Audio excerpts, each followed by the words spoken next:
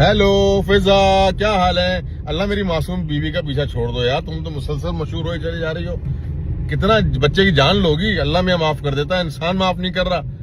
میری بہن معاف کر دو، اس کو ختم کر دو. جتنا مشہور ہونا تھا ہو چکی ہو، بس ختم. اب چیپٹر کلوز کرو، آگے چلو، کسی اور کو پکڑو. کچھ لوگوں کی عادت ہوتی ہے پہلے غلط بولنا، پھر نام اچھالنا، پھر کریئر خراب کر دینا. کچھ لوگوں کی عادت ہوتی ہے کسی کے پیسے کھا لینا، وقت کھا لینا، اور جب سوال ہو تو الزام لگا دینا، پھر کہنا سوری. مت بھولیے کارما بہت بری چیز ہے. کہتے اسے فیم چاہیے، اسے لائم لائٹ چاہیے، کام نہیں مل رہا اس لیے بول رہی ہے. سچ سن لیں، میں نے کام مانگا نہیں تھا، میں نے کام چھوڑا تھا. میں نے خود اعلان کیا تھا کہ جب میں ماں بننے والی تھی کہ میں ڈرامہ انڈسٹری چھوڑ رہی ہوں، کیونکہ میں راتوں کو لیٹ شوٹ پر بیٹھ کر اپنی زندگی کو جلا نہیں سکتی تھی. مجھے سیٹس پر بٹھایا جاتا تھا دوسروں کی لاپرواہی کی سزا کے طور پہ. کبھی پیسے نہیں ملتے تھے، کبھی عزت، منوپلی، گروپنگ اور سچ بولنے پر خاموشی.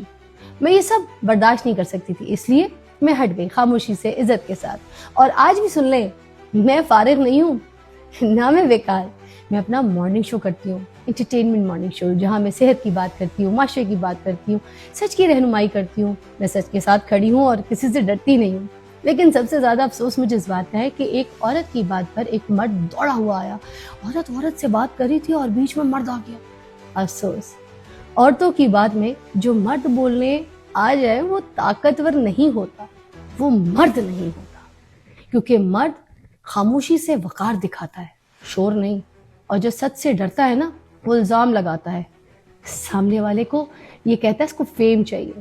مجھے لائم لائٹ نہیں چاہیے، لیکن اب میں آپ کو دکھاؤں گی ثبوت کے ساتھ کہ کس کو لائم لائٹ، کس کو فیم چاہیے.